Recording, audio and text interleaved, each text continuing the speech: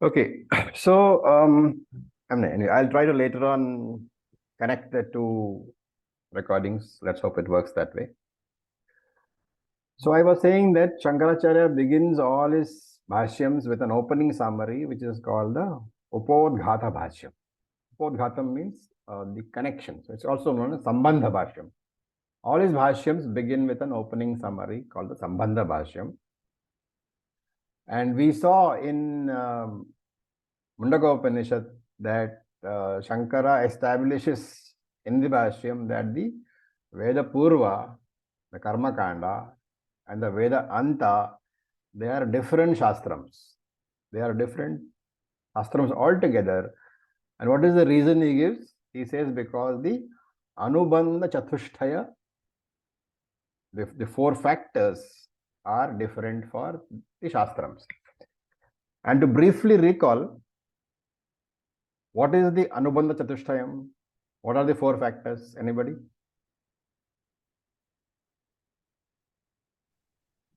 Adhikari cha Vishaya Sambandha Prayojan.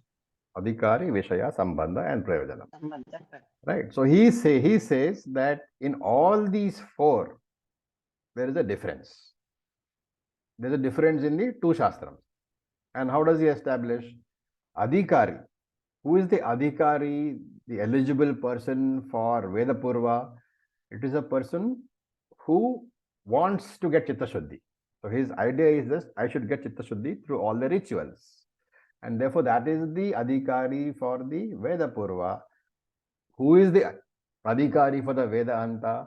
The one who has already got Chitta Shuddhi and wants Jnanam. So Adhikaris are clearly different. What is the Prayojanam? The Prayojanam, the objective of Karma Kanda is Chitta Shuddhi. What is the Prayojanam for Jnana Kanda? It is Moksha. So Prayojanam is also different. What is the Vishaya? The subject matter. Subject matter for Karma Kanda is Saguna Ishvara. And that is why all the rituals are there. While the subject matter, the Vishaya for the Jnana Kanda is Nirguna Ishvara. And therefore, the Vishayas, the subject matters are also different. And he says because of this, because of these three Anubandha Chatushtaya differences, the two Shastrams are different. And once it is established that Karma Kanda and Jnana Kanda are different, what will be the Sambandha? So he says the Sambandha is a Sadhana Sadhya Sambandha. One is the means and one is the end.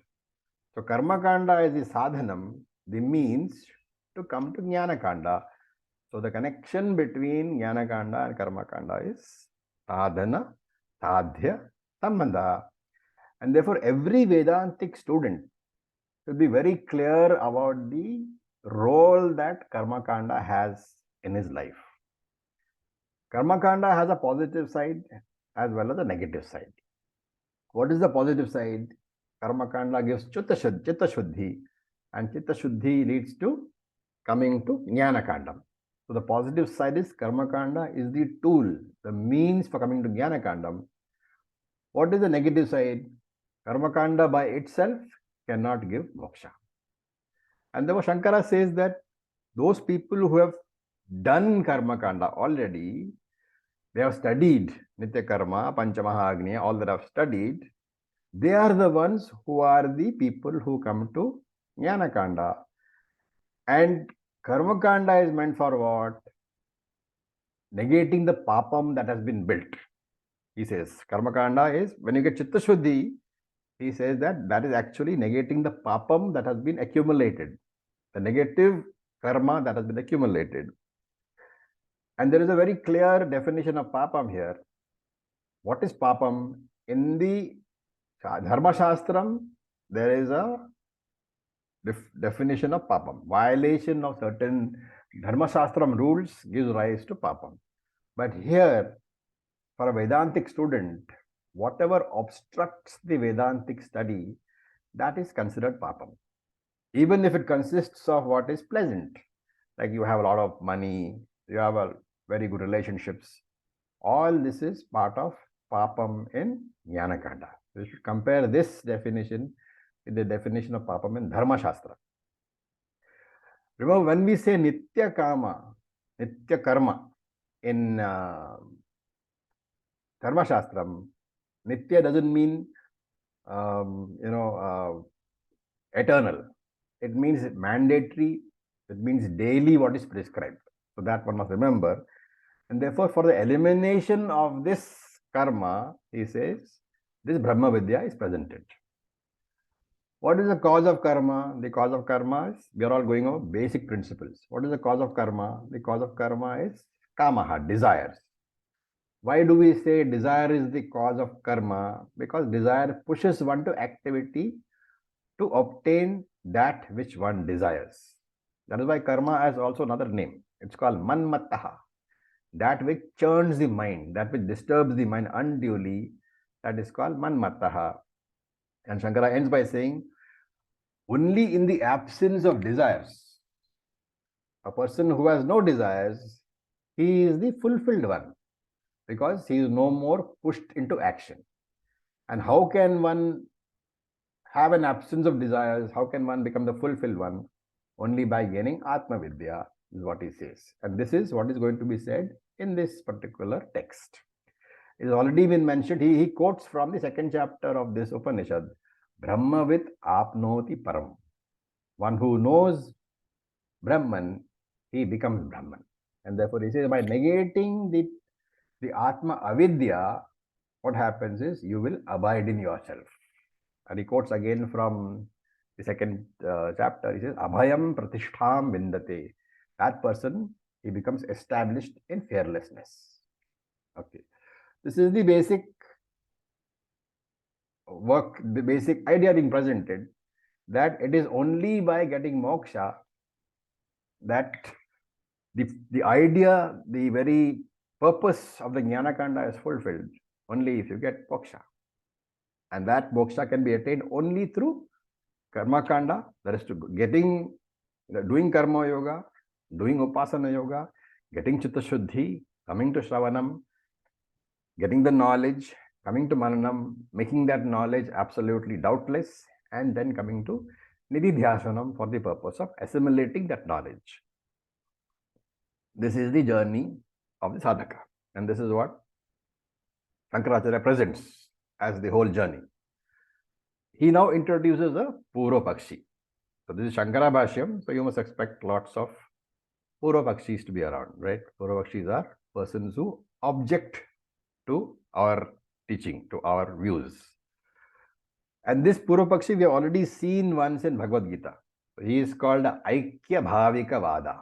For those who remember the Bhagavad Gita Shankara Bhashyam class, this person is called Aikya Bhavika Vadi. And he says that there is no need to come to Shravanam, Mananam, Nididhyasanam. There are other methods to attain moksha other than Jnanam. What is that? He says, what is moksha? When your karma is not there, that is moksha. So you are basically saying that karma balance has to be brought down to zero. And he says, yes, I have other ways. Creative accounting is called, creative accounting. I have other ways of getting the balance down to zero. So his proposal is something like this. Kamya karma, that is desire-led karma, and nisheda karma, that is prohibited karma, they lead to papa. So if you want your karma balance to come to zero, you should have no papam at all. And therefore do not do kamya karma, do not do nisheda karma. Avoid desire driven actions, avoid prohibited actions. That is his first step. What remains? You have prarabdha karma which remains. So exhaust all your prarabdha karma by experiencing them. So it's a very convincing theory. Avoid papam by not doing these things. Get rid of prarabdha karma by experiencing them. And then do nitya naimittika karma and thus avoid pratyavaya papam.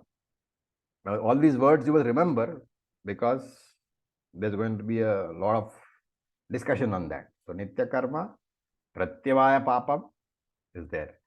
So this is the steps that he says. Number one, is to what?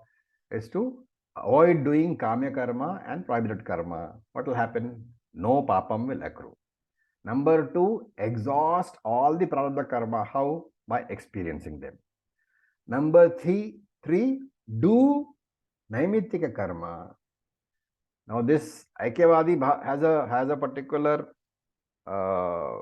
vision of naimittika karma. He says nitya naimittika karma do not generate karma phalam, but they are mandatory to be done in order to avoid pratyavaya papam. It's a very, very important view, which we shall discuss later. So he says, by doing nitya naimitya karma, what happens is that pratyavaya papam is avoided, but no punyam, no karma phalam is generated. And therefore, see the beauty of the whole thing. You do karma, nitya naimitya karma, where no fresh karma is generated, and yet you avoid pratyavaya papam. Number 2, you exhaust all prarabdha karma by experiencing them. Number 3, you avoid papa karma by not doing nisheda karma and kamya karma. And therefore, what is happening? You have avoided papam, you have avoided punyam, and what have you done? Whatever present karma is there, prarabdha karma, you have exhausted. Therefore, what happens? At the time of death, your karma balance is 0. And therefore, effortlessly, without any shravanam, mananam, nididhyasanam, what has happened? You have reached a karma balance of 0, and therefore you have got moksha. This is the theory of the Aikyavada. Do you see any holes in it?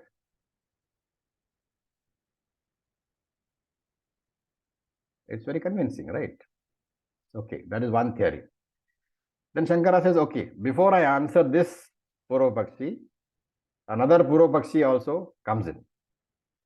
He says, your earlier Purvapakshi says you shouldn't do karma and you should get moksha. But I say you can still do karma and get moksha. Why? Moksha is nothing but eternal bliss, nitya ananda.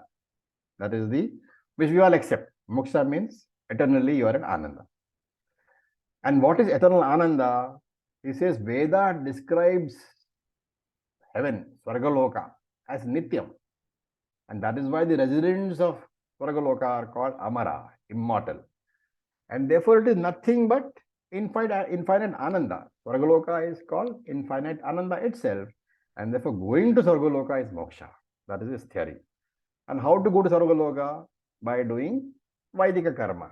You just do your Vaidika karma and therefore you will go to Swargaloka. Hence, moksha is attainable through karma.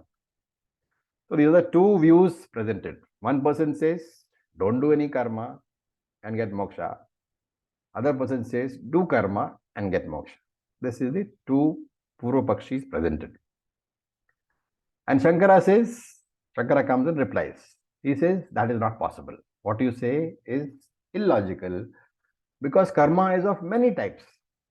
And since karma is of many types, some many karmas have fructified and many karmas have not fructified in this janma. Right? So the sanchita karma has not fructified. The prarabdha karma has fructified. The prarabdha karma you may be able to exhaust, but sanchita you cannot exhaust. Why? Because sanchita is not available to you to exhaust. That is why it's called sanchita. Shankara says you are talking about prarabdha karma only. So the Aikyavadi, he says, you have talked about the exact exhaustion of only prarabdha karma, but you have forgotten the sanchita karma. And therefore, among the sanchita karma which is not fructified, it is not possible to exhaust them in this janma because simply because of the non-availability of that karma for exhaustion. Therefore, whenever this jiva dies, there will always be a balance in the karma count. And from that balance, more bodies will be born. So your conclusion that you can exhaust sanchita karma is not supported by Shruti or Smriti. Shankara quotes from Chandogya Upanishad and also from one Smriti Grantha, which we will not go into. But basically, those quotations indicate that there is an existence of the balanced karma, and it is proved by hundreds of Shruti statements. And therefore, you cannot say that in one life, I will exhaust all the karma. And Shruti says that when you draw, even if you go to heaven, Swarga, then when the punya was exhausted, the next body will come depending upon your sanchita karma and which part of the sanchita karma is getting converted into prarabdha karma. That will decide what kind of body you get, whether you get a manushya body or an animal body or an insect body. All that is decided. And therefore he says it is not possible for you to exhaust all the karma. And while he has quoted Chandogya Upanishad, which you have not done, there is a Bhagavad Gita Pramanam also. Do you remember which one it is? Which is the one where it says that when you go to heaven, you exhaust your punyam and then you come back to this earth? Anybody? Shune Punye. Shunye Punye Martyalokam, that is there. Chapter 9. Okay. So, having given all this, what does the Purvapakshi do? He says, okay. I accept that balanced karma is there. But those balanced karmas can be neutralized. How?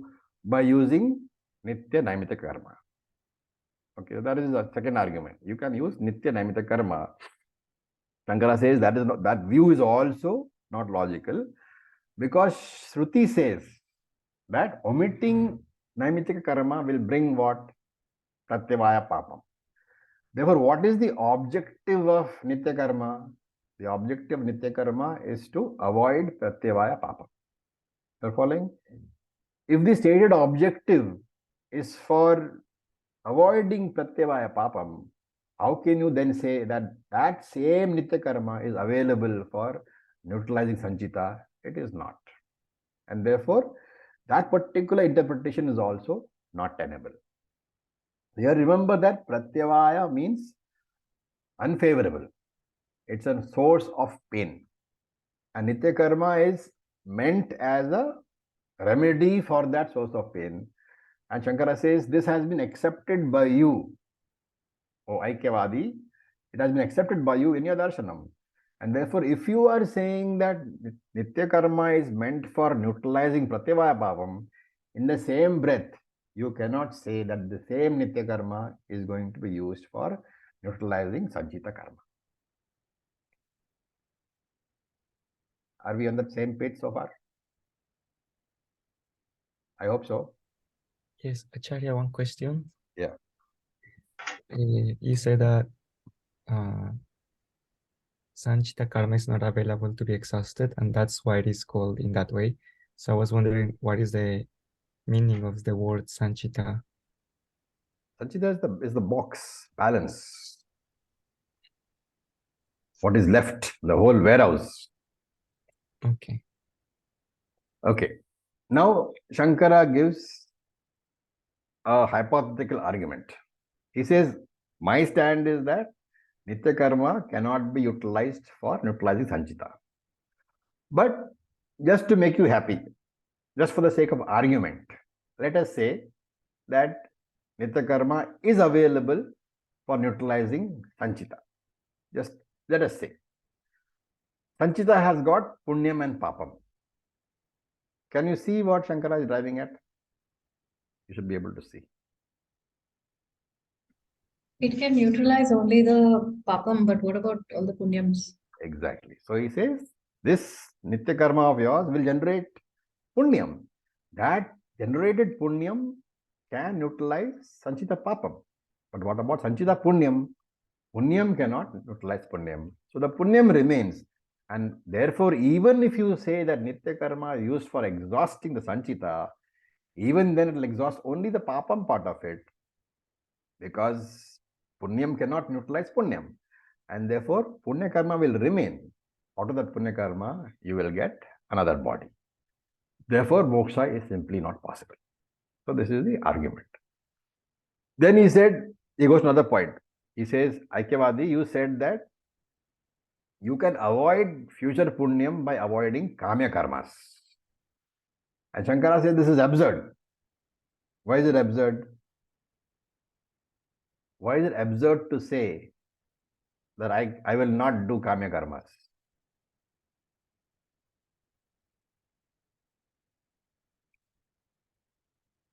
Because who is that person who is able to avoid kamya karmas? The one who has no desires. The one who has no desires is already a jnani. And therefore, if you are a person who is a ajnani, you cannot say that I will avoid kamya karmas. So in the absence of jnanam, desires cannot go away, and desires are the hetu, the cause of karma, and therefore there can be no destruction of the karma arising from desires. And therefore he says the one who does not know Atma will definitely have desires, while the one who knows Atma can have no desires. Why? Because he is Atma. Ultimately, if the desire is to know Atma, since you are Atma yourself, where is the question of doing having any desire? Therefore, the point is that is also not correct. Both the points made by the Aikyavadi are dismissed. You cannot have Sanchita karma being neutralized by Nitya karma. You cannot have Kamya karma not being done. So both these points have been taken. Okay, now comes the fourth point, which is a very, very important point. What is that? He talks about Pratyavaya Papam. Nitya karma, he says, neutralizes Pratyavaya Papam. Okay. Now, to understand this verse, this particular discussion, we have to become slightly technical. Okay. To understand that, let us take a verse from a Smriti called Manusmriti. Shankara gives only the first line. In his Bhashyam, he gives the first line, which says, Akurvan Vihitam Karma, not having done mandated karma. That is the reason for Pratyavaya Papa. Okay. Which is what we are saying. Nitya karma, if not done, Vihitam is mandated, Nityam only. So, but look at the whole verse. It's necessary for us to understand line by line to understand this argument. So, he says, Akurvan Vihitam Karma. The second line is, Ninditam cha samacharan prasajjan na indriyartheshu naraha patanam richati. So this particular verse of Manusmriti talks about the consequence of doing wrong karma. So he says, Akurvan Vihitam Karma. Akurvan means not doing, omitting.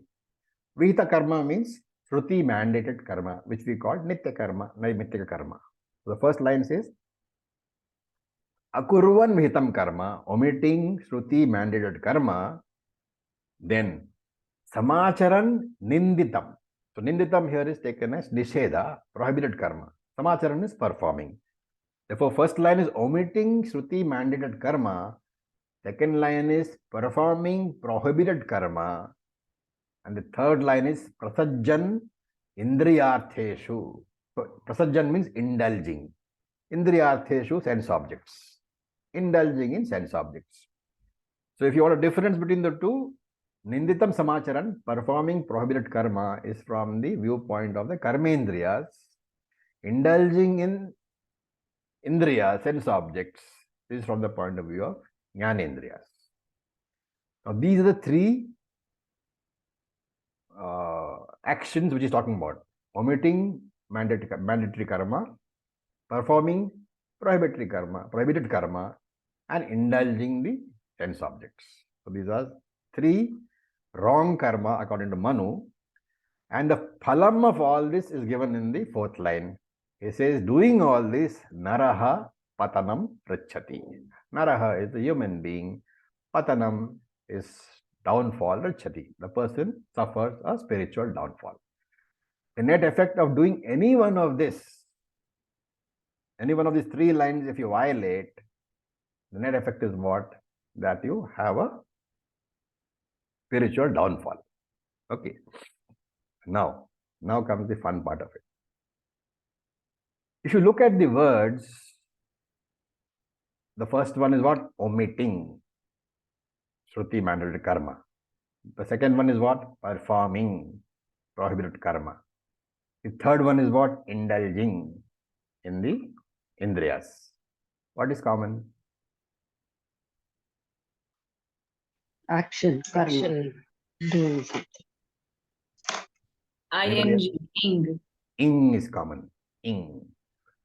I put it in the group. Please revise present participle in English. What is the present participle? I gave the definition also. I hope you read it.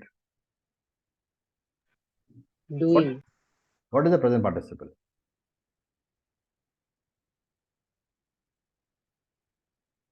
Come. That part which shows the indication of present action, the presentness of the action. It shows the continuity of the action represented by the verb. Okay. So if you are saying walk is the verb. What is the present participle? Walking. Walking. It indicates what? The continuity of the action walk represented by the word. Okay, so primarily a present participle indicates the present continuity of the action which the verb conveys. And in Sanskrit it is called Shatru Pratyaya. Shatru Pratyaya is the meaning, it's Sanskrit meaning, but you can think of it as present participle if it is going to be easier to think about. Right? Now, for example, that normally it indicates the continuity of the action. But there is another meaning also which the present participle indicates. It indicates the reason, the hetu. For example, if you take the full sentence, performing prohibited action, the person falls. Performing, that is the Shatra Pratyaya, the present participle. It becomes the reason for the person's falling. Are you able to follow? Because of performing prohibited actions, the person suffers a spiritual downfall. Therefore, this Shatra Pratyaya, this present participle performing, becomes the karanam, the cause, and the falling becomes the karyam, the effect. Okay? So far? It's not very difficult, right? So performance leads to papam. Because of this papam, he suffers a spiritual downfall. And similarly, the third case, indulging the indriyas, the person suffers a spiritual downfall. In this case also, the Shatra Pratyaya, the present participle, is being used as a reason. Right? Therefore, in general, what we are saying is that prohibited karma produces papam, and that papam produces the spiritual downfall. Right? And this is something which both the Karma Kandi as well as the Vedantin agree upon. This is the second and third lines. But what about the first line? There's a difference in the interpretation of the first line of the verse, which says Akurvan Vihitam Karma. And the Karma Kandi says that you look at the second and the third line, which says that by performing prohibited action, there is generation of papam because of which the person falls or suffers a spiritual downfall. That same interpretation you should apply to the first line, which is what? Akurvan Vihitam Karma, omitting karma, should be interpreted as the reason for generating papam, because of which the person suffers a spiritual downfall.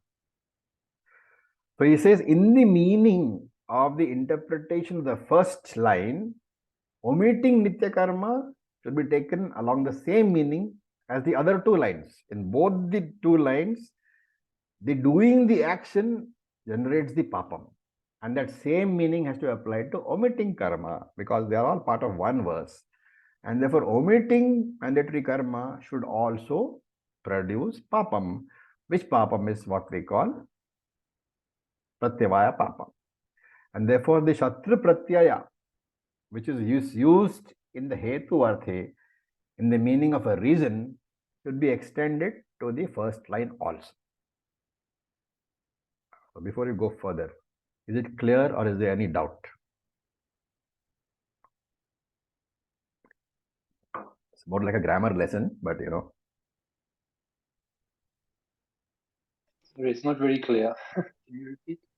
Yeah. So Natraji, what we are saying is that the second and third lines say that performance of prohibited action is the result why papam is generated, and that papam is called pratyavaya papam, and that papam leads to the spiritual downfall of the person.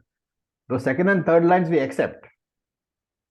Now this Purvapakshi, he says that that same reasoning has to be applied to the first line, which says omitting mandated karma. And therefore, if you say omitting mandated karma, you have to add produces papam, which is called pratyavaya papam. That is the interpretation made by the Purvapakshi. Okay, thank you. Okay.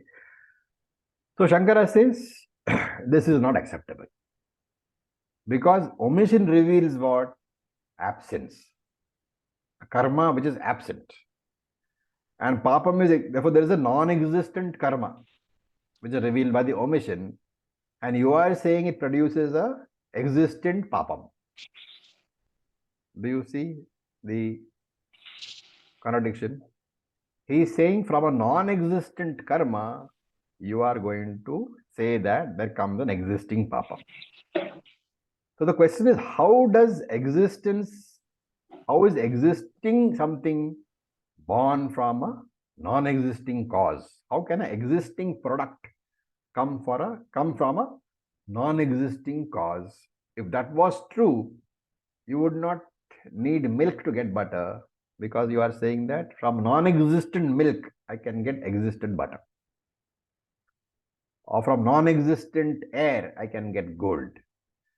Therefore, he says in the first pada, this word omitting, which is Shatrapratyaya, the present participle, cannot be interpreted as the producer of the papam. And Shankara says, even if the language conveys that meaning because of the second and third lines, any interpretation of Veda has to be in accordance with logic. This has to be logical only. Logic is a supporting factor for Veda. We don't say we use logic to prove Veda, but we certainly do say that any Vedic statement cannot be illogical. And therefore, if you are saying that from a non-existing cause, an existing product can come, then that goes against logic. And therefore, the interpretation of Shruti cannot contradict logic. It cannot be against Yukti. And therefore, Shankara says omission cannot be interpreted as the producer of the papam. Omission has to be interpreted as the revealer of the papam. Accumulation of papam, revealer is omission. So this word omitting, it does not convey the meaning of producing, like indulging in indriyas and performing. Those two words convey the meaning of producing, but omitting does not convey the meaning of producing. It conveys the meaning of revealing. So let us try to understand. What is the purpose of Nitya Karma? It is meant to wash off or reduce the papam, which is there in your prarabdha as well as in agami, but not in sanchita, right? And that is why you do Sandhya Vandanam in the morning and evening. For what? You are trying to clear out that mental garbage can. You are trying to clear out my papams. It's like dusting a house. If you don't dust a house for 5 days, there will be a layer of dust on the floor. Can you say that not dusting the house produced that layer of dust? You cannot. What did not dusting the house do? It revealed the accumulated dust, which got accumulated because of the non-dusting. And similarly, he says, there is continuous activity going on for which papam is being generated. And Nitya Naimitya Karma is meant for removing that papam, just like dusting is. And therefore, if you don't do Nitya Karma, that cleaning up activity does not take place. The papam accumulates. And therefore, the not doing of the karma, it actually reveals the accumulated papam. And this papam is called pratyavaya papam. Okay. Any questions. Very, very important ideas, because we'll come across it several times in the course of our scriptures. So I would like you to confirm that you understood.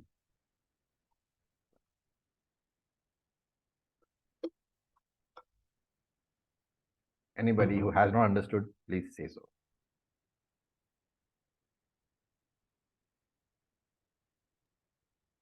Om Raviji. Yeah. So we basically say that Nitya Naimittika karma, doing it is not creating any papam or punyam, but revealing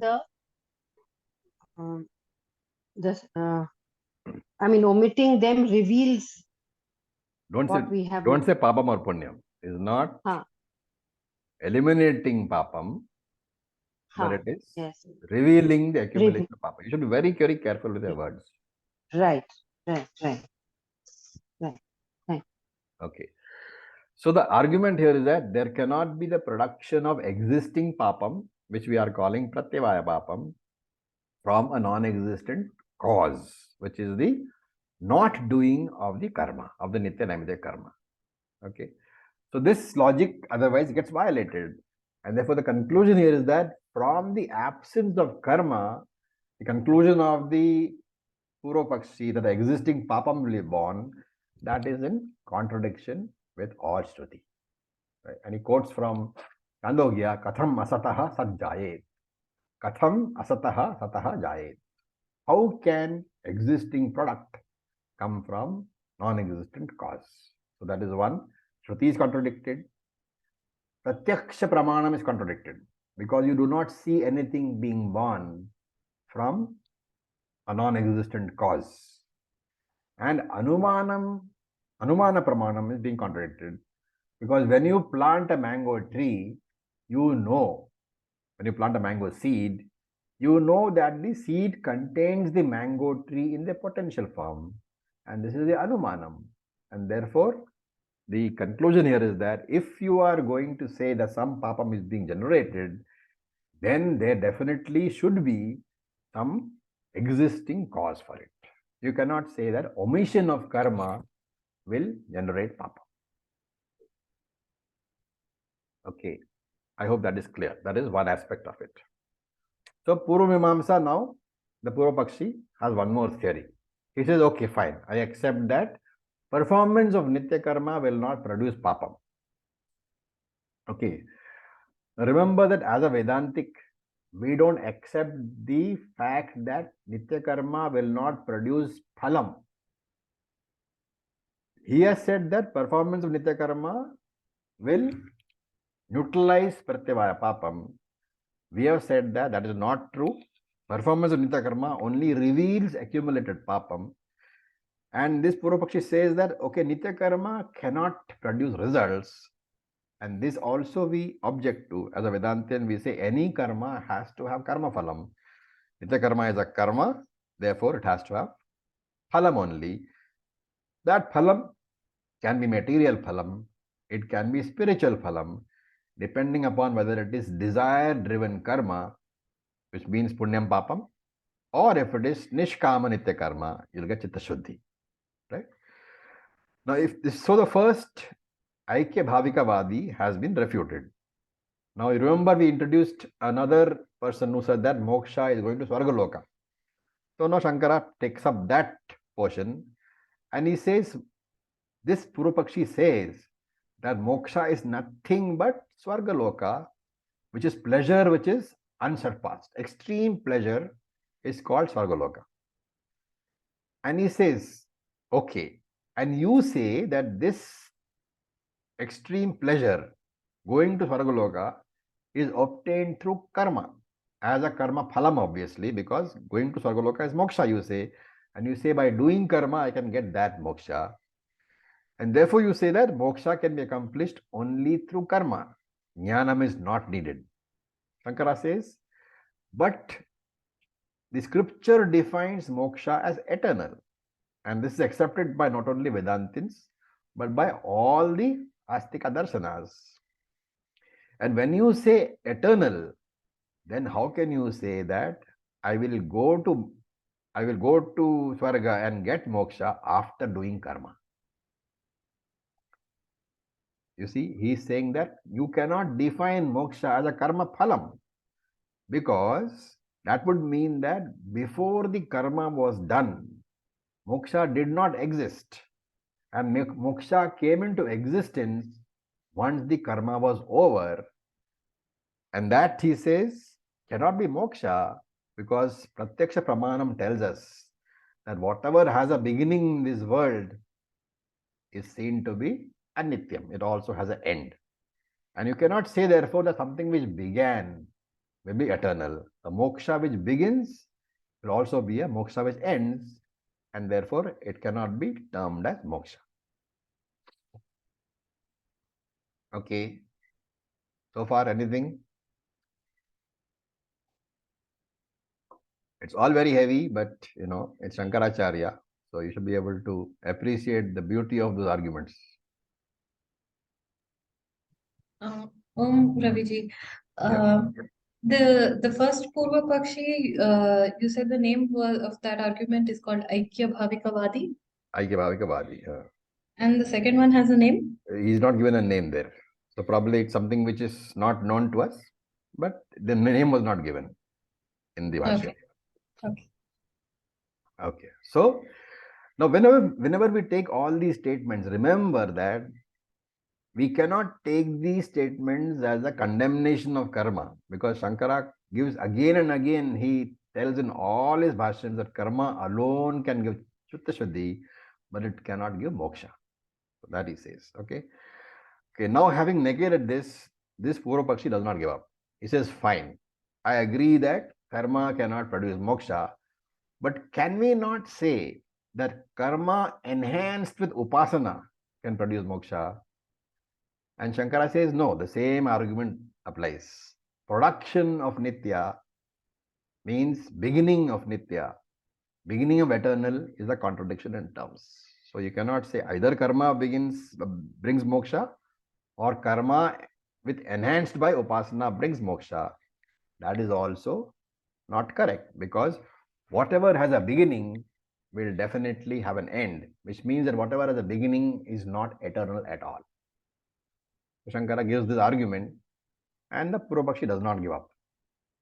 He says that I agree that the general rule is that whatever has a beginning is not eternal.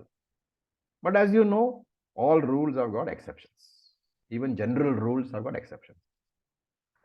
And he says, again, this is something which we have covered in Bhagavad Gita discussion long ago.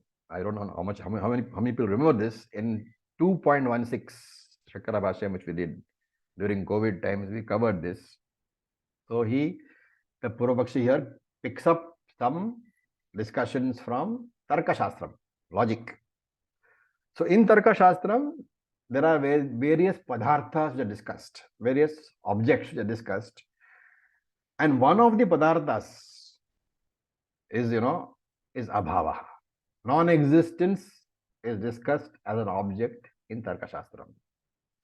And Tarka Shastram says that this abhava, this non-existence, is of 4 types. Prag abhava, prior non-existence. Pradvamsa abhava, which is posterior non-existence, post non-existence. Anyonya abhava, mutual non-existence. And atyanta abhava, absolute non-existence. So there are 4 different types of non-existences. Non-existence being an object. So let us take the first 2 as examples. Prag abhava, prior non-existence, and pradvamsa abhava, post non-existence. What is the example to prove this? Your physical body. Right? Your physical body had prior non-existence. I'm saying physical body, okay, not subtle body. So your physical body had no existence before it was born. So prior non-existence was there. And your physical body will have no existence after it dies. And therefore, post non-existence is also there. Now, if you ask the question, you are saying this physical body had a prior non-existence. And the Purva Pakshi says, ask a question. When did this prior non-existence begin?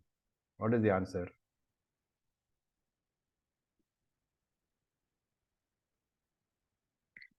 When did the prior non-existence of my body begin? It's Anadi. It is Anadi, right? So, that question is answered. And Purvapakshi catches on that question and says, and therefore, this prior non-existence continues up to when? Up to when the body is born. And therefore, why can you not accept my statement saying that my existing body is born from prior non-existence? Which is what you have been saying is not possible. But I am saying no. The existing body of mine, which is the existing body, it is born from prior non-existence. So, existing product can come from non-existing karanam. That is my argument, says the Purvapakshi. Okay. So, prior non-existence is anadi, without beginning, but has got an end. Now he says, now look at the other part. When the body dies, there is pradvamsa bhava, post non-existence. Right. Now you look at it, this post non-existence has a beginning. When is it? When did the post non-existence begin? Death of the body. On the death of the body. And he says that post non-existence will not have an end, because that same body will never be born again. And therefore that post non-existence has no end. And therefore, pradvamsa bhava has a beginning but no end, and pragabhava has no beginning but has got an end. Very, very logically he says. And therefore, remember, this is all Tarka Shastra discussion, right? And the Purvapakshi picks up the pradvamsa bhava portion, which is what? Has a beginning but does not have an end. A special character, right? Even though born, this abhava is eternal. And therefore he says, if you can agree to this fact that the pradvamsa abhava is eternal, even though it is born, my moksha is similar. Even though born out of karma, it is eternal. Yeah, same thing, same argument. Pradvamsa abhava is born but eternal. My moksha is also born but eternal. Why are you complaining? So moksha, which is produced by karma, is indeed eternal, he says. Agreed? Have you got any logical refutation of this Purvapakshi?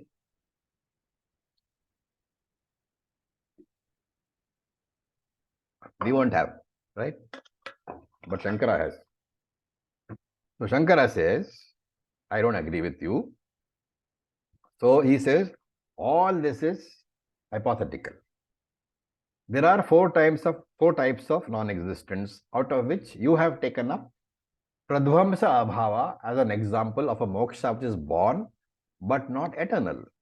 And Shankara says that it is a perverted application of logic. Why? Because pradvamsa abhava is what?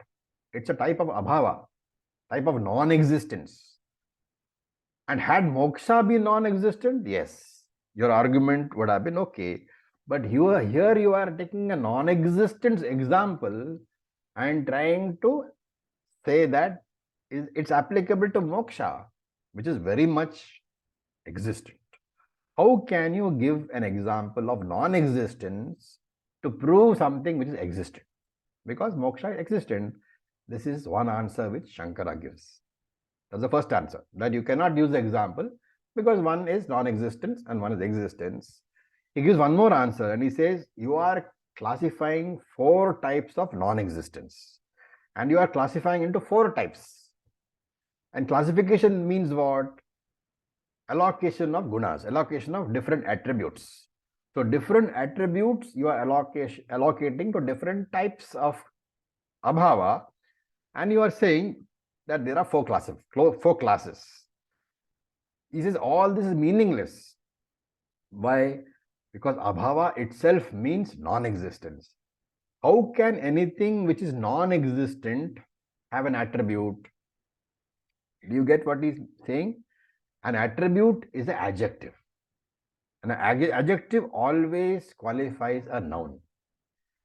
And if abhava is non-existent, you are having an attribute, existing attribute, trying to qualify a non-existing noun. And therefore, the logic is absurd.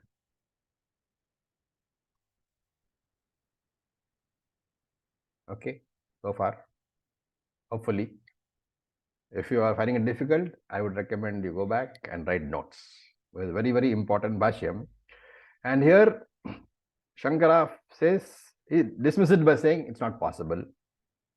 And Anandagiri takes pity on us. And Anandagiri says, okay, I'll give you an example. We talk about Shadvikara. Shadvikara is what? Modifications of an existing entity. Shadvikara, you remember? Where did we come across it?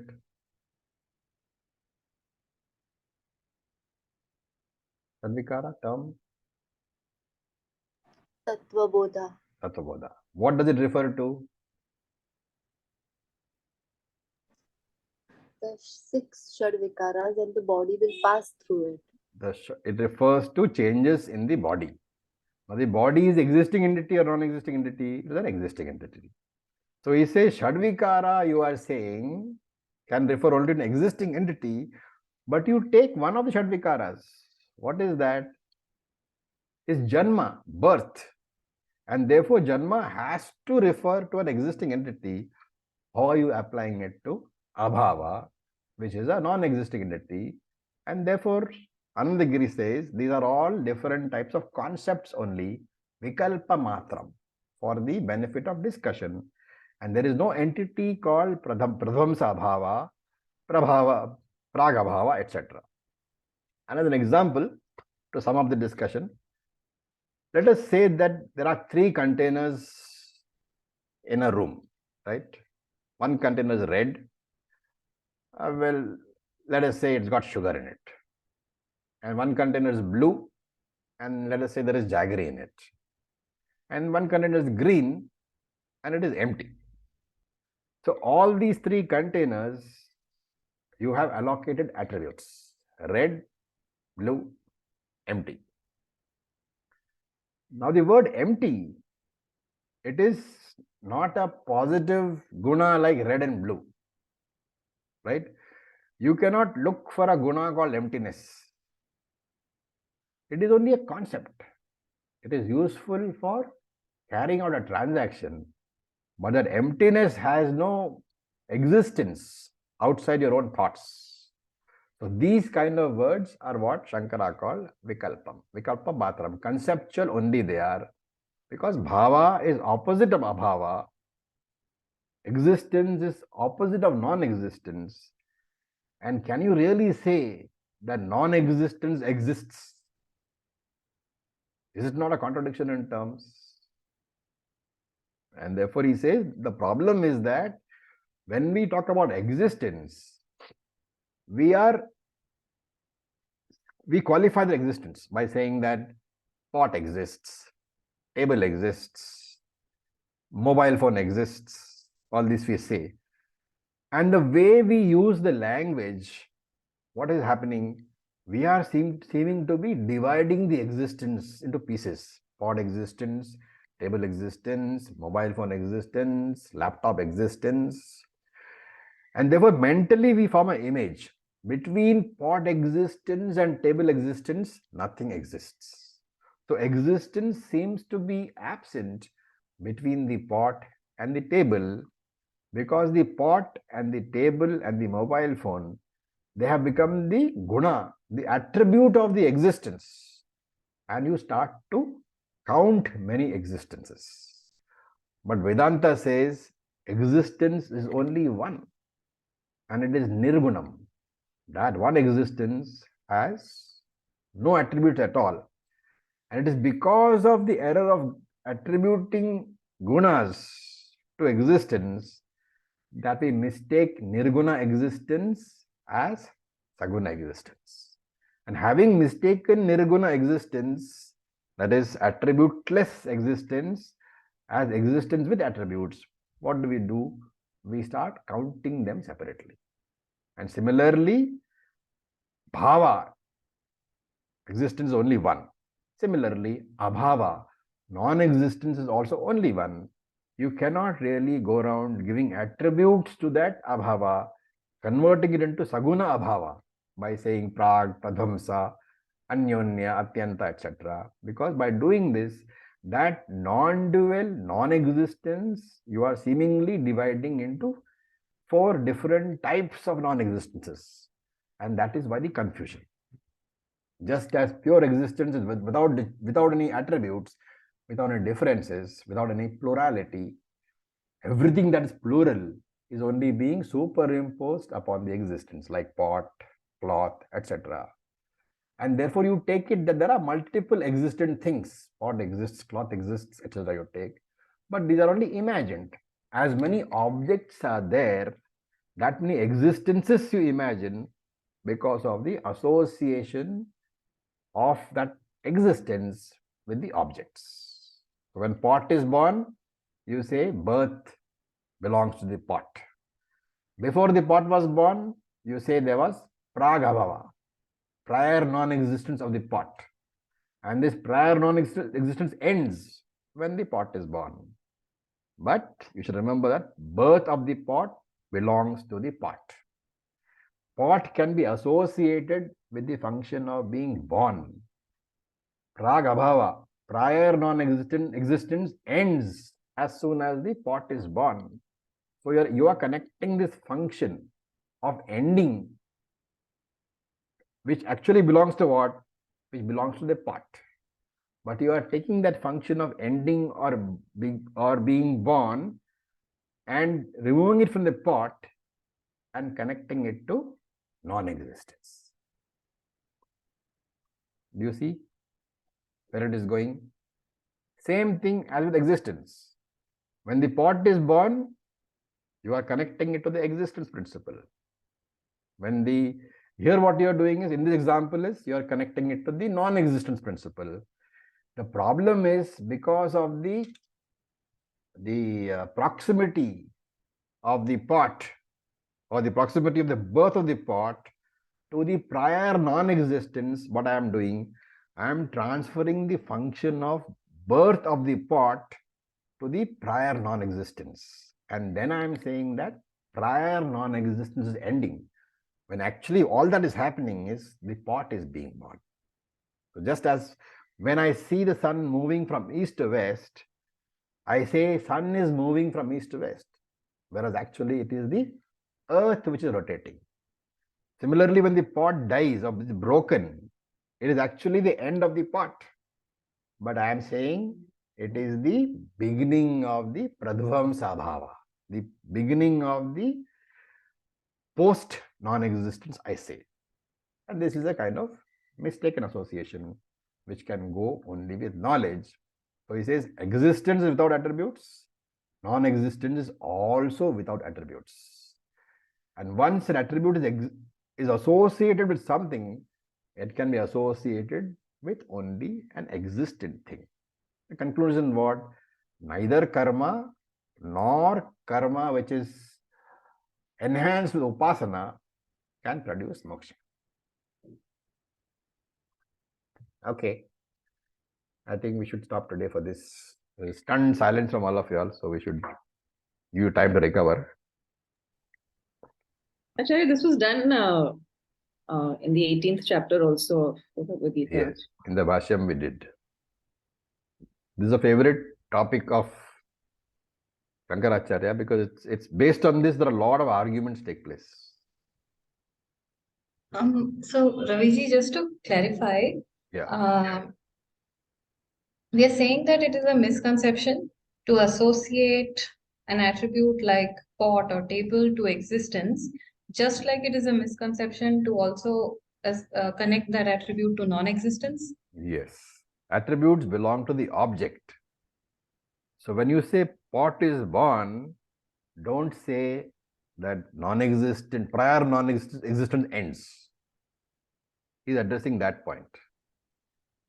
What you can say, pot is born, because the being born belongs to the object, the pot. But instead of that, what are we saying? We are saying the prior non-existence ends. That is what you're saying. Don't connect it to that. But even to connect pot as a guna of existence is also wrong. It's also wrong. You cannot connect any guna either to existence or to non-existence. Yeah. There's one more question. I don't know how to frame it. So then the concept of abhava itself is invalid or is not applicable because we are talking about sat, which is the existence principle itself. I don't know where abhava fits into all this. It is Tarka Shastra discussion. We don't have the concept of abhava at all in Vedanta. But because Tarka Shastra, see, Tarka Shastra, they talk about padarthas. I think there are 9 of them. And for them, one of the padarthas is abhava. That is where the whole discussion comes from. Okay. Because they allocate gunas to all the padarthas. And since abhava is one padartha, he is allocating gunas to all of them. Okay. And what was the meaning of atyanta? Atyanta abhava? Extreme, with no return at all. So that we didn't discuss. We can discuss in the next class if you want what it means. It was, right? Like something that has absolutely no existence at all, like the absolutely no existence. horned rabbit and all of that. Yeah, horn on the rabbit, all those things. Atyanta bhava. Okay.